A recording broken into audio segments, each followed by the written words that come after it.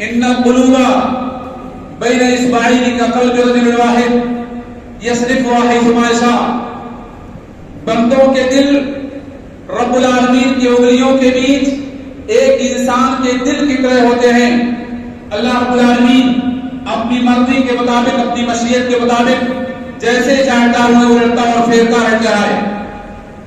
یہ حدیث بھی امام احمد بن حنبل رحمہ اللہ کی مسند میں موجود ہے، جس حدیث کے راوی عبداللہ بن عمرو بن العاص ہیں.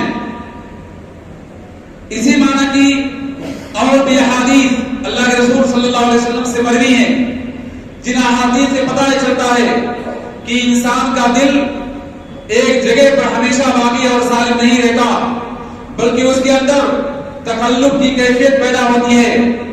اور اس بات کو اگر آپ سمجھنا چاہتے ہیں تو ابو موسیٰ اشعری کے تفسیر کے مطابق، ان کے اثر کے مطابق آپ اس بات کو سمجھنے کی کوشش کیجیے، جس میں انہوں نے صاف طور پر وضاحت کیا تھا انما سمی القلب لتقلبه ومثل القلب كمثل ريشة في فلاة من الارض يصرفها الهواء ظهرا لبطن.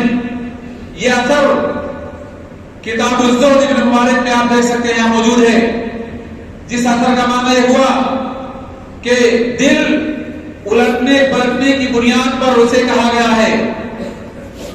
اور انسانی دل کی مثال کسی چٹیل میدان میں، کسی صحرا میں پرندے کے پنکھ یا درخت کے پتی سے دی گئی ہے. ہوا کس پنکھ کو اڑاتی رہتی ہے، الٹتی پھیرتی رہتی ہے. تو انسان کے دل کی ٹھیک اسی طرح مثال دی گئی کہ انسان کا دل کبھی کہیں مائل ہوا اور کبھی کہیں مائل ہو گیا. یہی وجہ ہے کہ اللہ کے رسول صلی اللہ علیہ وسلم دل کی ثبات قدمی کی کثرت سے دعا کرتے تھے. آئیے میں آپ کے سامنے سنن ابو داؤد کے حوالے سے اس حدیث کو پیش کروں جس میں دلوں کے الٹنے پلٹنے اور ایک حرکت سے دوسرے حرکت کی جانب جانے کا ذکر ہے. اس میں اللہ کے رسول صلی اللہ علیہ وسلم نے اعلان کیا تھا اتقوا الفتن ما ظهر منها وما بطن يصبح الرجل في مؤمنا ويمسي كافرا ويمسي مؤمنا ويصبح كافرا يبيع دينه بعرض من الدنيا. فتنوں سے بچو، چاہے وہ ظاہری فتنے ہوں یا باطنی فتنے ہوں. اور دوسرے حدیث میں اللہ کے رسول صلی اللہ علیہ وسلم نے کہا فتنوں سے بچو کقطع اللیل المظلم، ایسے فتنے جو رات کی تاریکیوں کی طرح سے سیاہ ہوں گے، جس سیاہی میں انسان راستے کو دیکھنے پر قادر نہیں ہو سکتا. اور ایسے فتنوں کے زمانے میں انسان کی صبح اگر ایمان کی حالت میں ہوگی تو شام ہوتے ہوتے وہ کفر میں پلٹ جائے گا. اور اگر شام میں اس نے شام میں وہ ایمان کی حالت میں تھا، صبح ہوتے ہوتے کفر میں پلٹ جائے گا. نبی صلی اللہ علیہ وسلم کہتے ہیں وہ اپنے دین کو معمولی دنیاوی سامان کے بدلے بیچ دے گا. ذرا غور کیجیے، ایمان کی حالت میں صبح ہوگی، شام کفر کی حالت میں ہو جائے گی، کیونکہ یہ دل انسان کا ایک حالت پر باقی نہیں رہتا ہے. جیسا کہ حدیث میں اللہ رسول صلی اللہ علیہ وسلم نے بیان کیا، معلوم ہوا کہ سب سے انمول اور سب سے قیمتی چیز ہماری زندگی کے لیے اللہ رب العالمین نے دل کو بنایا ہے. اور اس دل کی حفاظت کا اللہ رب العالمین نے ہمیں حکم دیا کہ ہم دل کی حفاظت کی، اپنے مال کی، جسم کے دوسرے اعضاء کی حفاظت سے زیادہ دل کو محفوظ کرنے کی کوشش کریں. صحیح بخاری اور صحیح مسلم کی حدیث میں اللہ رسول صلی اللہ علیہ وسلم نے کہا الا ان فی الجسد مضغہ اذا صلح الجسد كله واذا فسد الجسد كله الا وهي القلب. آگاہ ہو جاؤ، دل میں ایک ٹکڑا ہے، ایک لوتھڑا ہے، اگر وہ صحیح سالم ہے تو جسم کے سارے اعضاء صحیح سالم ہیں. لیکن اگر اس دل میں فساد داخل ہو گیا تو دیگر اعضاء کا فساد سے دوچار ہونا یقینی بات ہے. معلوم ہوا کہ اگر انسان کا دل سالم اور محفوظ ہے تو اس کے دیگر اعضاء سالم اور محفوظ رہیں گے. لیکن دل میں اگر فساد داخل ہو گیا تو یقینی طور پر انسان کے دوسرے اعضاء فساد سے دوچار ہو جائیں گے. انسانی جسم میں جس طرح بیماریاں داخل ہوتی ہیں، اس سے زیادہ اور اس سے بھیانک بیماریاں انسان کے دل پر طاری ہوتی ہیں. اسی لیے اللہ کے رسول صلی اللہ علیہ وسلم نے دل کی بیماریوں سے انسانوں کو آگاہ کرتے ہوئے اس بات کا حکم دیا کہ دل کی بیماریوں سے دل کو محفوظ کرنے کی انسان کوشش کرے. اللہ کے رسول صلی اللہ علیہ وسلم نے کہا تھا انما تعرض الفتن والقلوب کالحصیر عودا عودا. یہ فتنے دلوں پر پیش ہوتے ہیں, دلوں پر اٹیک کرتے ہیں. جس طرح سے چٹائی تنکے تنکے کر کے بنی جاتی ہے, ایسے ہی دلوں پر فتنے ایک کے بعد دیگرے رونما ہوتے ہیں, اٹیک کرتے ہیں, حملہ کرتے ہیں. اللہ کے رسول صلی اللہ علیہ وسلم نے اعلان فرمایا فَأَيُّ قَلْبٍ أُشْرِبَهَا نُكِتَتْ فِيهِ نُكْتَةٌ سَوْدَاء. جس قلب میں یہ فتنے جگہ بنا لیں یا جو قلب فتنوں کو قبول کر لے تو ایسے دل میں اللہ رب العالمین سیاہ نقطہ رکھ دیتا ہے. اور سیاہ نقطہ اگر دل میں پڑ گیا تو اس کا معنی یہ ہوا اللہ کے رسول صلی اللہ علیہ وسلم کے بیان کے مطابق لا يعرف معروفا ولا ينكر منکرا الا ما اشرب من هواه. ایسا دل نہ تو خیر کی تمیز کرے گا اور نہ شر کو پہچانے گا, بلکہ دل میں جو فتنہ داخل ہوا اسی فتنے پر وہ پرورش پائے گا, اس کی پرداخت ہوگی اور اسی میں وہ زندگی گزارے گا. لیکن اللہ کے رسول صلی اللہ علیہ وسلم کہتے ہیں وَأَيُّ قَلْبٍ أَنكَرَهَا, جو دل اس فتنے کا انکار کر دے, اسے قبول کی صلاحیت نہ ہو, تو ایسے دل کے بارے میں اللہ کے رسول صلی اللہ علیہ وسلم کہتے ہیں لا تضرُّهُ فِتْنَةٌ مَا دَامَتِ السَّمَاوَاتُ وَالْأَرْضُ. جب تک آسمان و زمین قائم ہیں وہ دل فتنے سے متاثر نہیں ہوگا, فتنہ اس کو نقصان نہیں پہنچائے گا. اب سوال یہ پیدا ہوتا ہے, ہم میں سے ہر شخص کی بنیادی ذمہ داری بنتی ہے کہ اپنے دل کو ہر طرح کے فتنے سے محفوظ کرنے کی کوشش کریں, چاہے وہ فتنہ شہوت کا ہو, چاہے وہ فتنہ شبہات کا ہو, چاہے وہ فتنہ شرک اور بدعت کا ہو, چاہے وہ فتنہ فسق و فجور کا ہو, یا وہ فتنہ حسد کی شکل میں ہو, یا وہ فتنہ نعوذ باللہ کسی کو کمتر سمجھنے کے تعلق سے ہو. بہرصورت مسلمانوں, ہماری یہ بنیادی ذمہ داری بنتی ہے کہ اپنے دل کو ہر طرح کے فتنے سے پاک کرنے کی کوشش کریں. اللہ کے رسول صلی اللہ علیہ وسلم نے دل کے فتنے کے سلسلے میں امت مسلمہ کو آگاہ کرتے ہوئے اس بات کو بیان کر دیا کہ انسان کی بنیادی ذمہ داری یہ بنتی ہے کہ اپنے دل کو ہر طرح کے فتنوں سے محفوظ رکھنے کی کوشش کرے. آئیے میں آپ کے سامنے ابن قیم رحمہ اللہ کے حوالے سے ثابت بن قرہ کا قول پیش کروں, جس میں انہوں نے ہمارے جسم اور دل کے بارے میں بہت عمدہ اور نفیس بات پیش کی ہے.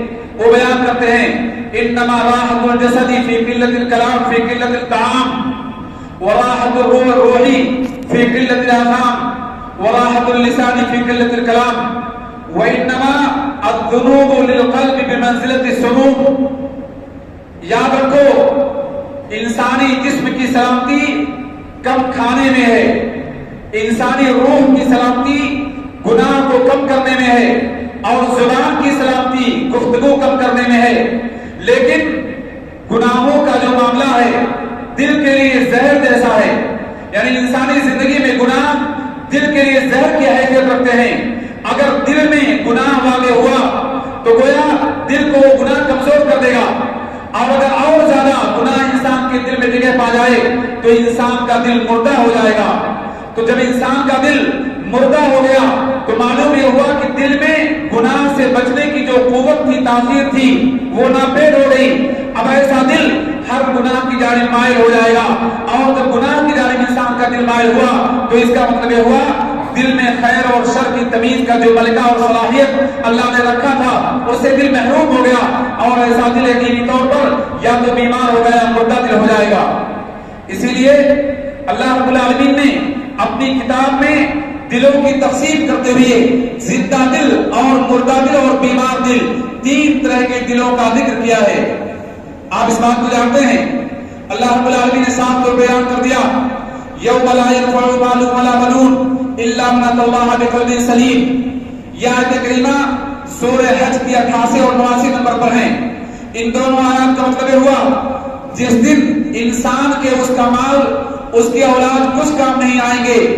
ہاں وہ شخص جو اللہ رب العالمین کے سامنے قلب سلیم کو لے کر حاضر ہوا, تو جو انسان اللہ کی بارگاہ میں قلب سلیم کے ساتھ حاضر ہوا اسی دل سے انسان کو فائدہ پہنچے گا. جب انسان کا مال انسان کی اولاد انسان کے لیے کچھ بھی فائدہ نہیں پہنچائیں گے. ایسے نازک موقع پر انسان کی دل کی سلامتی سے انسان مستفید ہوگا. اسی بات کو اللہ رب العالمین نے سورہ قاف آیت نمبر 31 سے لے کر 33 میں بیان کر دیا. وَأُزْلِفَتِ الْجَنَّةُ لِلْمُتَّقِينَ غَيْرَ بَعِيدٍ هَذَا مَا تُوعَدُونَ لِكُلِّ أَوَّابٍ حَفِيظٍ مَنْ خَشِيَ الرَّحْمَنَ بِالْغَيْبِ وَجَاءَ بِقَلْبٍ مُنِيبٍ. جنت اللہ رب العالمین قریب کر دے گا. کن کے لیے؟ متقیوں کے لیے. وَأُزْلِفَتِ الْجَنَّةُ لِلْمُتَّقِينَ غَيْرَ بَعِيدٍ. متقیوں کے لیے اللہ رب العالمین جنت کو قریب کر دے گا, جنت دور نہیں رہے گی. اور پھر اللہ رب العالمین نے کہا وَهَذَا مَا تُوعَدُونَ لِكُلِّ أَوَّابٍ حَفِيظٍ. اسی جنت کا اللہ رب العالمین نے دنیا میں تم سے مطالبہ کیا تھا. جو انسان اللہ کی جانب رجوع کرنے والا ہو اس کے لیے اللہ رب العالمین نے جنت کو قریب کر دیا ہے. پھر اللہ رب العالمین نے جنت کی قربت متقیوں کے بعد کس کے لیے ہے اس کو بیان کرتے اللہ رب العالمین نے کہا من خشی الرحمن بالغیب.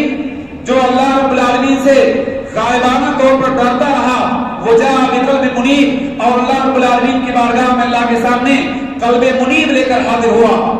مسلمانوں غور کرو, ہر انسان کو اللہ رب العالمین کے بارگاہ میں یقینی طور پہ حاضر ہونا ہے. اس سے کسی بھی انسان کو انکار ممکن نہیں. تو جب اللہ رب العالمین کے سامنے ہماری حاضری یقینی ہے, لہذا اس یقینی حاضری کا ہم سے مطالبہ اور تقاضا یہ ہے کہ اپنے دل کو اللہ رب العالمین کے سامنے انابت والا دل بنائیں. اپنے دل میں اللہ رب العالمین کی توبہ کو پیدا کریں, اپنے دل کے اندر رجوع کی کیفیت کو پیدا کریں, کیونکہ جب تک ہمارے دل میں اللہ رب العالمین کی جانب رجوع کرنے کا مادہ نہیں پیدا ہوتا, یاد رکھو اللہ رب العالمین کے سامنے انسان رسوا ہو جائے گا. اس لیے اللہ رب العالمین نے کہا تھا وجاء بقلب منیب, اللہ کے سامنے انسان قلب منیب کو لے کر حاضر ہوگا. اور اس کے برعکس اگر انسان اپنے دل کو اللہ رب العالمین کی جانب رجوع کرنے والا نہ بنائے, اللہ رب العالمین کی آیات سے اپنے دل کو معمور نہ کرے, اور اللہ رب العالمین کی آخرت کو اپنے دل میں بسا لینا, تو ایسے انسان کا دل یا تو مریض دل ہوگا یا پھر مردہ دل ہو جائے گا. اللہ رب العالمین نے صاف طور پہ کہہ دیا فی قلوبہم مرض فزادہم اللہ مرضا. ان کے دلوں میں بیماریاں تھیں اور ان بیماریوں میں اضافہ ہوتا گیا.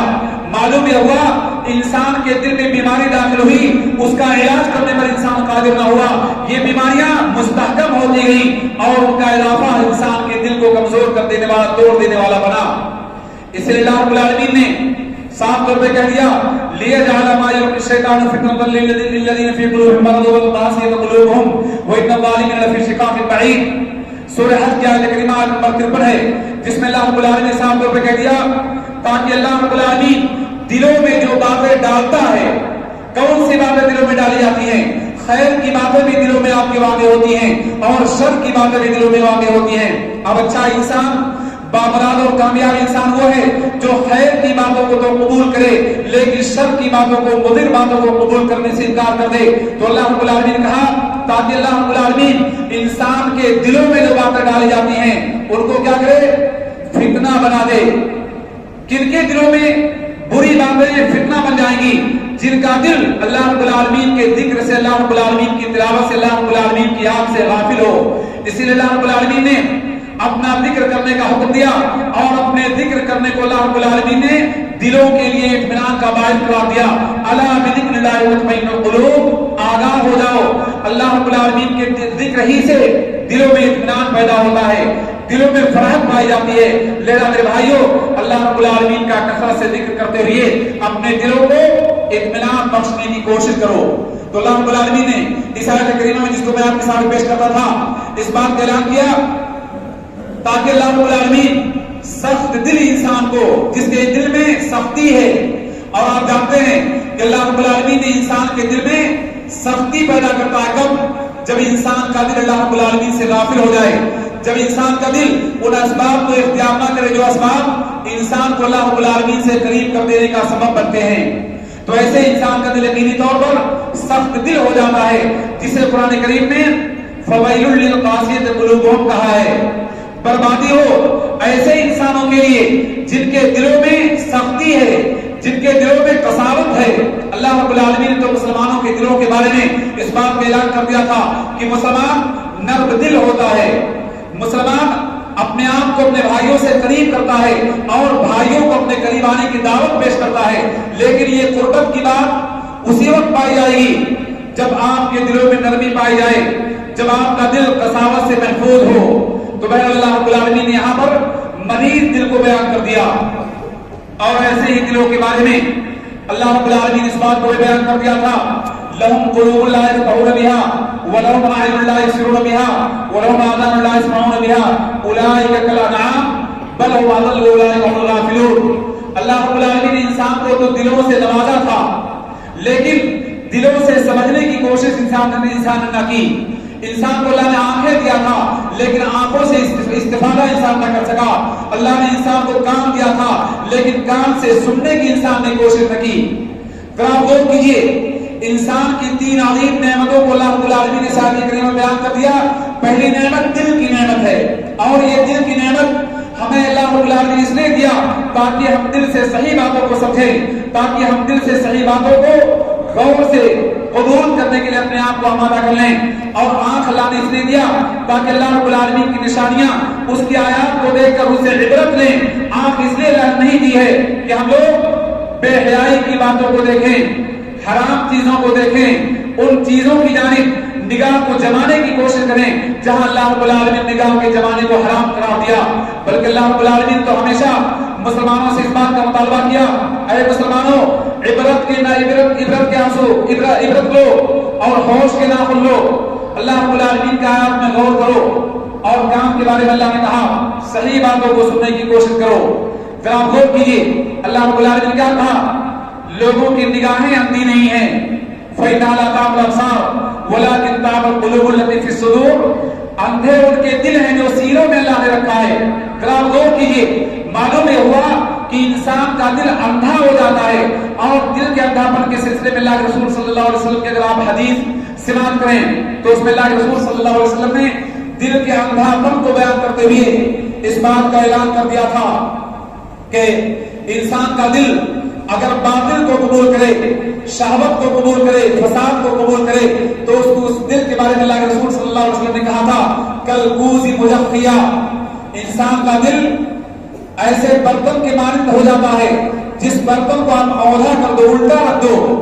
اب آپ غور کیجئے، اگر آپ لوٹے کو یا گھڑے کو الٹا رکھ دیں تو اس گھڑے میں پانی داخل کرنے کے لیے آپ کوشش کیجئے، لیکن پانی اس میں داخل نہیں ہوگا۔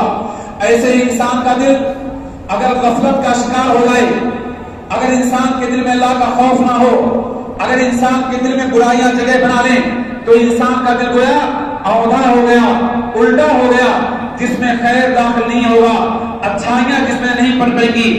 تو اللہ کے رسول صلی اللہ علیہ وسلم نے دل کے بارے میں کہا انسان کا دل اولا ہو جاتا ہے اس برتن کی طرح سے جسے آپ اولا کر دیتے ہو۔ میرے بھائیوں، ذرا غور کیجیے، اللہ رب العالمین نے رسول صلی اللہ علیہ وسلم کی زبان مبارک پر اس بات کا اعلان کروا دیا کہ اللہ رب العالمین تمہارے جسموں کو، تمہارے مال کو نہیں دیکھتا۔ ان اللہ لا ينظر الى صوركم واجسادكم واموالكم ولكن ينظر الى قلوبكم واعمالكم۔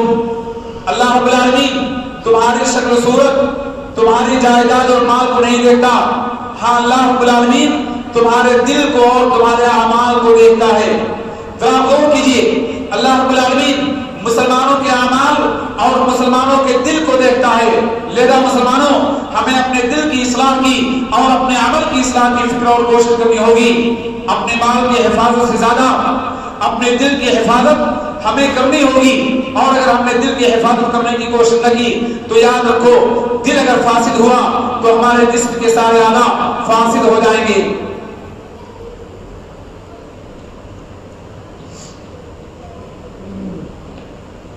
اللہ کے رسول صلی اللہ علیہ وسلم سے سوال کیا گیا، عبداللہ بن عمرو کے حدیث کے مطابق اللہ کے رسول صلی اللہ علیہ وسلم پوچھا گیا ای الرجل افضل یا رسول اللہ، سب سے افضل کون سا انسان ہے اللہ کے رسول صلی اللہ علیہ وسلم؟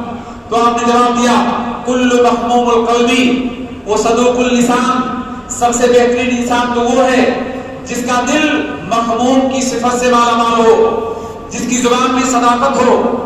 صحابہ نے سوال کیا اے اللہ کے رسول صلی اللہ علیہ وسلم، زبان کی صداقت تو ہم جانتے ہیں، لیکن دل کا مخموم ہونا اس کا کیا مطلب ہوا؟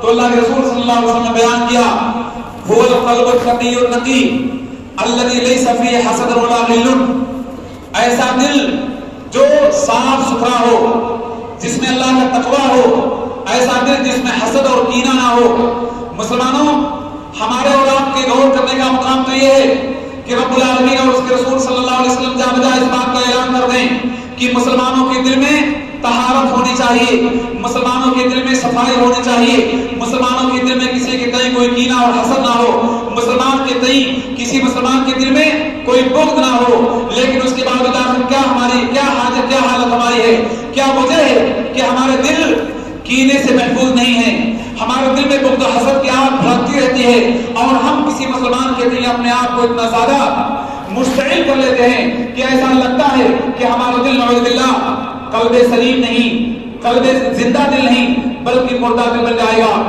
مسلمانوں ضرورت آج اس بات کی ہے کہ اپنے دل کی آلائشوں کو پاک کرو، دل میں طہارت پیدا کرو، خصوصاً اپنے مسلمان بھائیوں کے تئیں، اور اسلام کے ساتھ ساتھ اگر منہج میں یکسانیت ہے، مذہب میں یکسانیت ہے تو بہت سارے اسباب جمع ہوئے، جن اسباب کا یکجا ہونا ہم سے اس بات کا شدید مطالبہ کرتا ہے کہ ہماری سوسائٹی اور ہمارے اس گاؤں کے افراد کے اندر محبت کا، اگانت کا، اتحاد کا ایسا ماحول پیدا ہونا چاہیے جس کی تعبیر اللہ کے رسول صلی اللہ علیہ وسلم نے پیش کی تھی کہ وہ ایک جسم کے مانند ہیں، اگر جسم کے کسی حصے کو کوئی تکلیف پہنچے تو پورا جسم کرا اٹھتا ہے۔ لہذا اگر دل کو سالم بنانا چاہتے ہو کرم جوت کے لوگوں، میں اپنے آپ سے اور آپ سے اس بات کو بڑے صراحت کے ساتھ کہنا چاہتا ہوں، اگر اللہ رب العالمین کی بھلائی اور خیر چاہتے ہو تو اس گاؤں کو اتحاد کا ایسا نمونہ بناؤ کہ ہمارے دلوں سے تمام رنجشیں کافور ہو جائیں، اور ہمارے دلوں سے تمام مسلمان بھائیوں کے خلاف کسی بھی طرح کا کینہ اور بغض پنپنے نہ پائے، بلکہ ہمارا دل قلب طاہر بنتے ہوئے رب العالمین کے ہاں جب ہم پیش ہوں تو ہمارے دل میں سلامتی ہو جو ہمارے لیے مفید ثابت ہو۔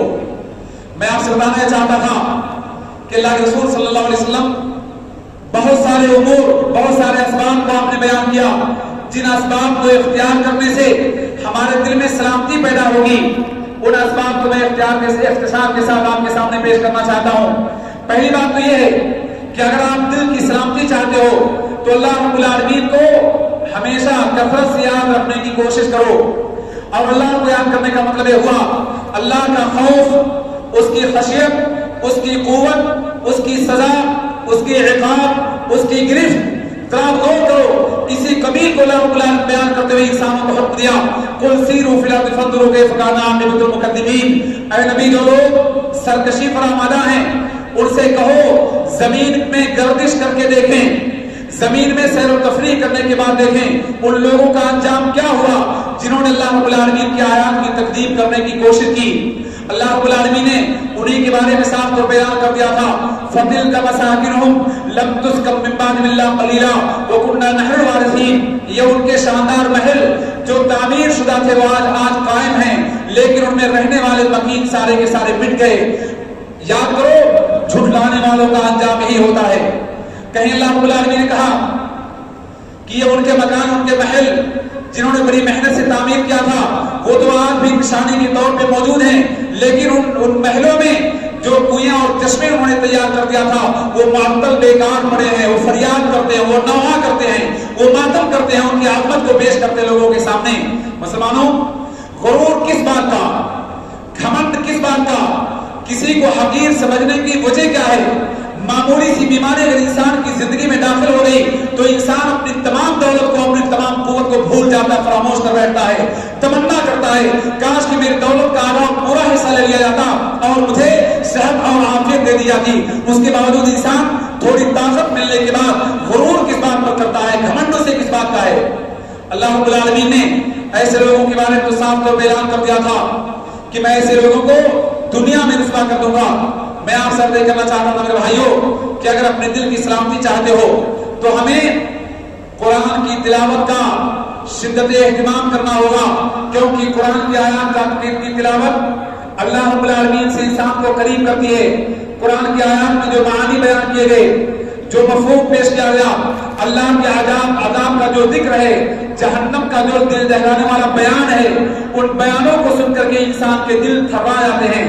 انسان کے روٹے کام پڑتے ہیں. لہذا مسلمانوں اگر دل کی سلامتی چاہتے ہو, دل کی نرمی چاہتے ہو, اپنے آپ کو شدت سے محفوظ کرنا چاہتے ہو تو قرآن کی تلاوت کے عادی بنو. اور قرآن کی تلاوت کا عادی بننے کا مطلب یہ نہیں کہ آپ قرآن کو رسمن پڑھو جیسے بہت سے لوگ پڑھتے ہیں, نہیں, بلکہ قرآن کی تلاوت ثواب سمجھ کے جہاں پڑھنے کی کوشش کرتے ہیں وہی قرآن کے معانی کو, اس کے مفاہیم کو سمجھیے. اللہ کے رسول صلی اللہ علیہ وسلم اور صحابہ کرام کا حال کیا تھا جب وہ کسی آیت کے آداب سے گزرتے, چاہے نماز کے حالت میں ہو یا نماز سے باہر کے حالت میں ہو, دل پر ایسی دقت طاری ہو جاتی تھی کہ رونے کی آواز پیدا ہوتی تھی اور ایسا محسوس ہوتا تھا جیسے ہانی میں پانی کھولتا ہوا آواز پیدا ہوتی ہے, ایسے ان کی سینوں سے پانی کے ابلتے ہوئی آواز کی طرح سے آواز سنی جاتی تھی. آج ہم لوگ بھی قرآن پڑھتے ہیں لیکن ہمارے دلوں میں رکت پیدا نہیں ہوتی. اس کی بنیادی وجہ ہے کہ ہم نے قرآن کو سمجھ کر پڑھنے کی کوشش نہ کی. مسلمانوں ضرورت ہے کہ قرآن کو سمجھ کر پڑھنے کی کوشش کرو. اور اسی کے ساتھ ساتھ میں آپ کو بتاؤں, اچھے لوگوں کی صحبت اختیار کرو جو تمہیں اللہ کی یاد دلائیں, جو تمہیں خیر سے قریب کریں اور اپنے اوقات کو ضائع کرنے سے بچو. آج افسوس کے ساتھ کہنا پڑتا ہے کہ ہماری مسلم سوسائٹی کے بیشتر افراد اپنے بچوں کی تباہی کا سامان خود پیدا کرتے ہیں. ان کے بیشتر اوقات چائے خانوں میں گزرتے ہیں, کپاسٹی کرتے ہوئے ان کو مہلت ہے, لیکن اپنے بچوں کو ساتھ لے کر بیٹھنا, کتابوں کا مطالعہ کرنا, قرآن کی گھر میں تلاوت کرنا اور بچوں کو اس کا عادی بنانا, اس بات کی ہمارے پاس فرصت اور ہمارے پاس وقت نہیں ہے. جبکہ ہمارے بچے ہماری سب سے عظیم دولت ہے. لہذا میں آپ سے گزارش کروں گا کہ ہم میں سے ہر شخص کی ذمہ داری بنتی ہے کہ مطالعے کا, کتابوں کے پڑھنے کا, قرآن کی تلاوت کے ساتھ ساتھ ذوق پیدا کرو. چائے خانوں کو چھوڑو, اپنی ضروریات کی تکمیل گھر کے افراد سے کرو. آپ کو چائے پینے کا شوق بہت اچھی چیز ہے, کہیں مجبوری میں پھنس کے الگ بات ہے, لیکن مشغلہ بنا لینا, وہاں بار بار بیٹھنا. ابھی میں آپ کے ساتھ کے گاؤں پہنچا, وہاں چائے پینے کے اتفاق ہوا. ہمارے دوست نے کہا وہاں مجھے سننے کو ملا کہ چائے کھانے پر لوگوں کی نوک جھوک ہوتی ہے, گانا گلوچ ہوتا ہے, ایک دوسرے کے خلاف غیبت کرتے ہیں لوگ اور تذکرہ کرتے ہیں فلاں اور فلاں کے حوالے سے. ذرا غور کیجئے, اللہ رب العالمین نے ہمیں جو وقت دیا ہے وہ وقت بڑا قیمتی ہے. اس کے بارے میں نبی نے کہا قیامت کے روز انسان کا قدم آگے نہیں بڑھے گا جب تک اس انسان سے اس کے وقت کے بارے میں سوال نہ کیا جائے. لیکن یاد رکھو, چائے خانوں پر بیٹھ کر دوسرے کی جیب کا انتظار کرنے والوں, اللہ سے ڈرو. اپنے وقت کو ضائع کرتے ہو اور وقت کو ضائع کرنے کے ساتھ ساتھ اپنے بھائیوں کے گوشت کو کھانے کی ناروا کوشش کرتے ہو. یہ کتنی بری حرکت اور کتنی گھٹیا حالت آپ کی ہے. مجھے اندازہ ہوا بھی سن کر کہ لوگ وہاں جمع ہوتے ہیں تو خیر کی بات نہیں کرتے ہیں. اور یقینی بات ہے کہ جب بھی لمبی مجلس ہوگی اور ایسی جگہ میں جہاں انسان بے لگام ہے تو لازمی طور پر شر و فساد کی بات ہوگی, فتنے کی بات ہوگی اور دل کی سختی کا وہ سبب بنے گا. لہذا اپنے دلوں کو نرم کرنے کے لیے, دلوں میں اللہ کا خوف پیدا کرنے کے لیے ان باتوں کی کوشش کرو. عبداللہ ابن عمر نے کہا تھا رأیت الذنوب تمیت القلوب, میں گناہوں کے بارے میں یقین رکھتا ہوں دلوں کو گناہ مردہ کر دیتے ہیں. وَيُورِثُ الذُّلَّ إِيمَانُهَا, اور اگر گناہ پر انسان کثرت سے گناہ پر باقی رہے تو ذلت اور مسکنت انسان کا مقدر بن جاتی ہے. اور اگر انسان گناہوں کو ترک کر دے تو دل زندہ ہو جاتا ہے. تو میرے بھائیوں, اپنے دلوں میں زندگی پیدا کرو, دلوں کو کینے سے, بغض اور حسد سے پاک رکھو, دلوں کو اللہ رب العالمین کے ذکر سے, اس کی کتاب سے آباد کرنے کی کوشش کرو. یہ چند باتیں ہیں جن کو اپنانے سے انشاءاللہ ہمارا دل سالم دل بنے گا. میں اللہ سے دعا کرتا ہوں کہ اللہ رب العالمین ہمیں ان باتوں کو سمجھنے کی اور ان کے مطابق عمل کرنے کی توفیق دے.